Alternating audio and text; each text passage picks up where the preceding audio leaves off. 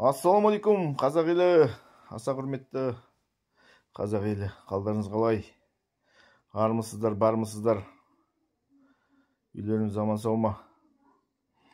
Біздің осы Риддер деген өкімет бар ғой, Риддер деген қаласы. Риддер деген өкіметтен ғой. Бөлек өкімет деп ойлай қаласың, кейде бар ғой Риддерде. О жақтың заны бөлек, о жақтың адамдары бөлек. Келген адамдарды қалай керек өздеріне қарсы алып алады. Өздері қателерін мойындап жүріп, артынан арыз жаза салады екен. Ұлтаралық жанжал тудыру іспен бабымен қылмыстық кодексін. 174-ші бап, 2-ші тармақшасы. Топ ретінде дейді. Көп адаммен, топпен. Сонда іс қозғап жіберді Риддердің аудандық полициясы. Мен айтам, сіздер қызықсыздар. Бірінші қарап алу керексіздер. Материалдың бәрін көріп алу керексіздер. Ютубта, тиктокта, бәр жерде сол материалдардың бәрін жүктеп қойғанбыз. Қараңыздар, кім ұлттық наразылық тудырып жүр. Мен айтам, мен заңгерім ғой, мен заңгерлікті оқығам. Мынандай заң білмегендік сол полицияда отырған ағайындарымыз істі қозғалтқан. Содан кейін арыз жазған адамдар. 7 адам дейді, оның ішінде 3-і қазағымыз өзіміздің. Ана жолы киноға барғам. Оян қазақ деген. Сол оян қазақ, әлі сол оян қазақ болып жатыр ғой. Өзге диаспоралар қазақты бір-біріне соқтыртып, бір-біріне қудалатқызып жатыр. Мәселе ода емес. Мәселе мемлекеттік орындарда қазақ тілді талап етсен, онда сен ұлтаралық жанжал тудырған адам болып саналады екенсің. Сонда біз Белоруссияда, Украинада, Грузия, Армения, Қырғызстан, Өзбекстан елінде сұрап жатырмыз ба, талап етіп қазақ тілін? Біз қай мемлекетте тұрып жатырмыз деген менің басында осы іс-әрекеттерден кейін сұрақ туып жатыр басында. Мен білем, өкімет жынды емес, өкімет заңды жақта. Мен білем, сенем. Себебі мынау қазір істі қозғап, ары қарай өршіктіріп, кәдімгідей соттайтын болып жатса, мынау заңның жан-жақтан бұзғаны деп саналады. Білмеймін енді, біз ешкімді сондай жынды емеспіз ғой, өзіміздің басымызды құрбандыққа шала салатын.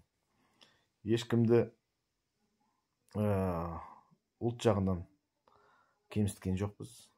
Ешкімді балағаттаған жоқпыз. Неше сияқты жаман сөздер айтқан жоқпыз. Олар жазыпты ғой, ворвались деп. В Риддерский акимат дейді.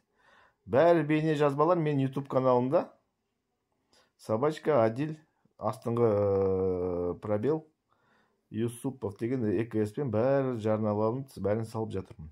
Көресіздер сол жерде. Сондықтан мынау үлкен сын қазір.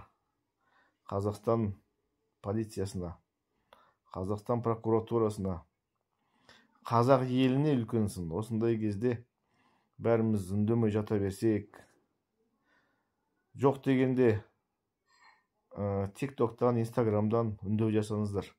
Біз үшін шығындар, анау-мынау деген біз ешкімді шақырмаймыз. Біз мемлекет заңды болғаннан кейін біз заңға бағынамыз бәріміз. Заңсыз әрекетке ешкімді шақырмайды. Бірақ та халық өзінің пікірін, ойын мемлекеттік тілге деген білдіру керек. Талай жерде шығып жатыр. Біздің Қазақстанның өңірлердің жан-жақтағы өңірлерден азаматтардың үндеулері. Мен ойлаймын, осыған өкімет өзі оң жақ бағасын қойып, мына Шығыс Қазақстан облысының Риддер қаласының әкімдігі, Риддер қаласының полициясы, Аманат партиясы, сол ана недегі бәрі оң бағасын қойып дұрыс шешімге келеді деп сенімдімін. Мен ештеңе уайымдап отырған жоқпын. Себебі біз заң бұзушылық жасаған жоқпыз. Біз заң жүзінде жүрдік бар жерде. Адамның құқығын таптаған жоқпыз. Мынау барып тұрған топастық. Басқаша айтуға болмайды. Кәдімгі ана айтады ғой, пыспаған материал. Қылмыстың қосындысы жоқ. Состава преступления нету.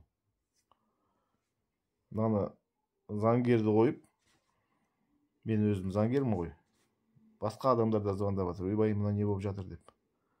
Мен айттым, солай бізде масқара ғой. Адам болса болды. Кез келген ана істеліп беріп жібере беретін заман емес қазір. Баяғыда ұқсайды. Қазір желіде бәрі таралынып жатыр, бәрі көрініп жатыр. Оның үстіне тікелей эфирде бәрі түсірілген. Бүкіл Қазақстан көрді.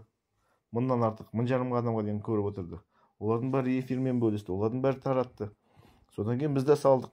Себебі біз бейнемен жазған бейне нелермен, жазбалармен өз-өзімізді қорғаймыз.